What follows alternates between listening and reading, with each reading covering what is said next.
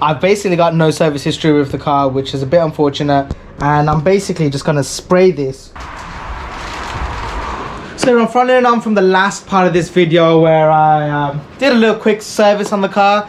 Yeah, doing a little test drive, noticed that the crankshaft position sensor is still dead, so it gave a lot more issues than I wanted the car to. So looking at changing that right now. So I've already started dismantling a few things, and I'm just gonna basically put it on hyperlapse for now. If I want to talk about anything, I'll just voice over it. But right now it is throwing buckets outside, so I'm very grateful to have this garage here with me, taking off a fair amount of stuff. I'm gonna try and remove this without having to take off the intake manifold, so fingers crossed with that.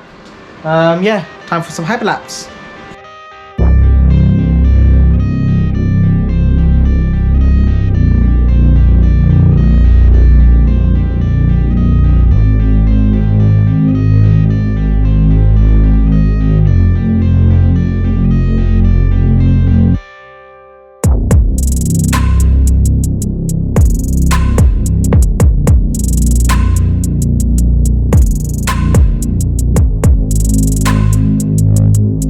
I will be honest in saying I didn't record all of this because I was just faffing around with it all for so long. It is so late right now, but I've finally been able to get access to it and take off that bolt now. I haven't completely removed the intake manifold because all the wiring going on top of it is just gonna be so annoying to get back in and stuff. So I've just moved it out of the way as best as I can. But this E12 bolt, I think it is, finally been able to get it off. I'm gonna try and disconnect this thing out now. Wiggle it out. Oh yes. Oh my god. I'm so happy to have this out now. Oh my god. You guys, I don't know if you can see my butt or what, but okay. I need a screwdriver or a pick tool like this one. Oh. So I don't know if you guys can see that just on there. It's got this really weird grayish looking something on it, so it looks like, I don't know, some kind of dirt of some sort. A metal? It's like a metal shard just on it here. Something to keep a close eye on. Clean myself up a little bit and put in the new one and start putting things back together. I believe this is the new one. Now this car does have two sensors, from where I can, like two types of sensors, but this looks to be the right one. And of course it has to be the more expensive version on the car, but yeah, it is one of those things. So old versus new, pretty much identical in all fairness. This one is an original BMW one, and this one is NTK, sorry, NGK, but I don't know why it says NGK here but NTK on there. But this is the new one.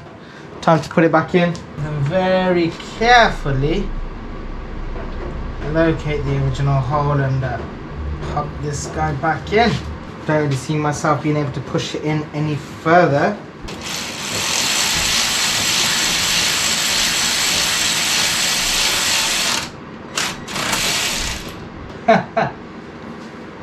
You f***head. Of course I stripped the bolt. A few moments later. One of the things I've noticed with this car, which is really weird, is that nut slash bolt pad just over here on the star motor. It's got nothing on it, but I did find this randomly sitting inside of there, so I'm wondering if someone's been in there before in the past. But right, to drill out that the other part of the aluminium bolt now, I'm just going to take off the starter motor just to give myself a little bit more clear access to it all, and then we'll take it from there.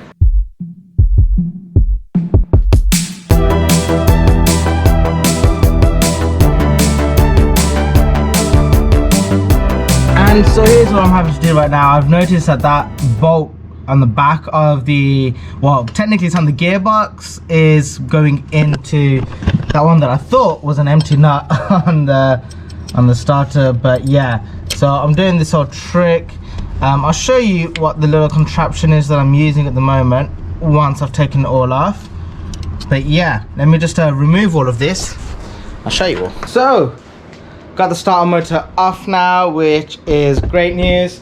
This bolt is pretty awkward to take off, and I'll explain what I did with all of it off because it makes it a little bit easier to explain. You forget how heavy the starter motor is. This bolt is an E14, which means it's one of those inverted Torx bits. So you get that on there. Now, what I then had to do, because of the limited space between the gearbox and the firewall and stuff, I got this little adapter piece, which is part of the Halfords kit, which again, I highly recommend. But that basically just connects into here, right? Okay, but before I did that, I got a standard 13mm, just like this, which is the right size for that end. Connected it in, so it sits in like this, and it's got this really nice rubber grommet on it just there, so it holds that 13mm in there nice and snug.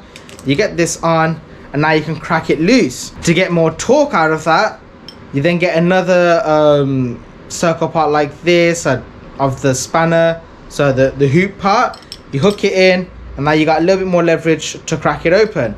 So that's what I did to crack it open. Then I took all of this off again. And then I got my ratchet end one, which, as you can see, it just goes on like that. Connected that one up, back into here. And now I just ratcheted the rest of it off. Got the bolt out. Now it's quite loose in there. I tightened up the other bolt back on just to relieve a little bit more stress from this. And then just took it off. It was fairly easy with this, and as soon as I could take this off, I then just did it with my hand. So that's basically what I did to remove this bolt. Got the starter motor off now, and everything looks okay. So I've got clear access to seeing the actual well, yeah, the little bit inside the engine now. So I've put in the old plug for now, just to kind of make sure there's a little less room for anything else dirty to get in there. But I need to clear this up a little bit more, and then I need to try and draw this out. Now there's very limited space because of all this wiring and stuff here and piping, so got to be smart about how to do this. I'm gonna take my time, gonna do it off camera, because I feel like when I'm on camera I work a little bit more awkwardly about these things when they're a bit more stressful. So yeah, doing this off camera, and we'll take it from there. Quick point, everyone, make sure before you tackle this job you have all the right tools and also all the right equipment, because that one bolt, me not having that, it's been a lot more headache than I needed it to be. Because I've been doing this over Christmas and stuff, basically by the time I realized I needed to change the sensor, I had to quickly order the sensor. This was on Christmas Eve, I think it was. And then basically I ordered the sensor but wasn't able to get the bolt. Didn't realize I needed the bolt at that point, because I didn't realize it was an aluminium one. And then what happened next was the bolt snapped, as you guys know, and now I'm at the position where, yeah, it's just a bit more faffing around and stuff. But yeah, if you can, try not to do this over Christmas and you'll have a much easier time. But right now, got the new bolt. Let me show you what I got. So here is the new bolt. In fact, I picked up two because I was just like, you know what, I'm annoyed, so I'm gonna get two in case anything goes wrong with one of them. I've got the other one as a little bit of a backup. It's only 60 something pence, but I'm gonna test this out inside of that point, and then we'll take it from there. So without further ado, let's go. Yo, oh my gosh, that is how much broke off inside of the engine. Now this is the setup that I basically used. So what do we have here? We have a 1/4" ratchet with an extension. Let's take that off. An E5 socket, which is on there really tight. In fact, it's on there so tight. There you go. Now the E5, how I got that tightened is actually, it's not tight against the this bolt extractor. I put some tissue in there, and that basically got it nice and snug when I pushed down onto it. So that's how I got these two connected up. And now I've been able to remove it. Let's see, there we go. Can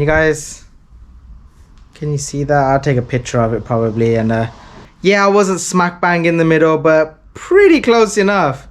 And hey, the important thing is I got it out.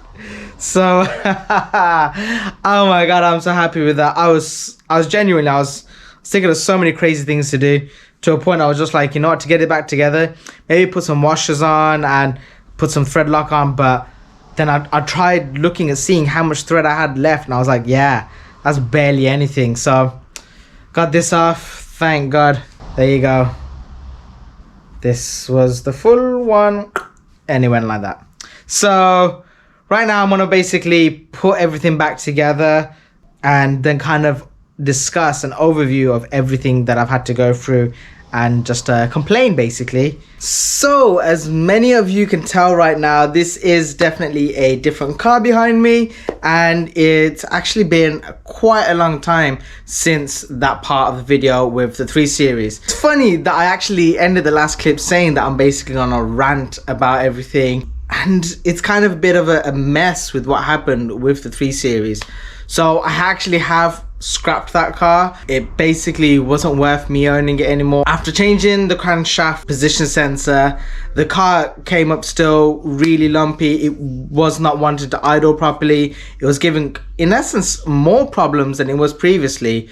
And I'm pretty sure what needed to be changed was the actual Vanos solenoids. Even then, with the likeliness of, if it's been running like that for a while, the wear and tear that could have happened to the engine, I wasn't wanting to invest so much into this car. In fact, it was supposed to be a fun little project with little bits and pieces of work going on with it, and not near enough a full engine overhaul and all these kind of other things. Even with the crankshaft position sensor, it's not what I wanted to do with that car. It was supposed to literally be a quick couple of things to get it fixed up.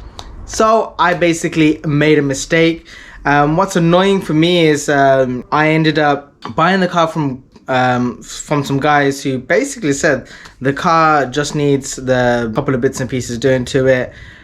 I think they probably did a little bit of trickery in regards to hiding those codes, because what I realized was once you've basically cleared those codes, the car drove fine for a little while, and then bit by bit it started to get a little bit worse. So there was something clearly going on wrong there. So I put my hands up, I made a mistake, I bought a lemon. I'm glad to say that car's basically gone now. Since that though, there has been a little bit of light in the tunnel, which is I ended up picking up a new daily driver, which I'll be uploading that video pretty soon on. So yeah, it's been a lesson learned with the E90. There was a lot of things that I wanted to do with that car that I haven't been able to get done. You gotta just keep moving forward. You can't just dwell on these things too much. I had to cut my losses short because at the end of the day, I couldn't just keep investing more and more money in it.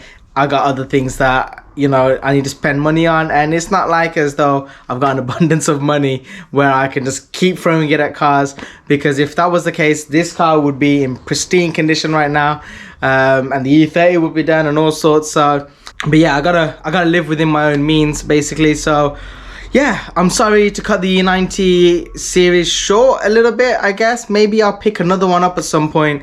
But yeah, the E90 ownership has unfortunately come to an end.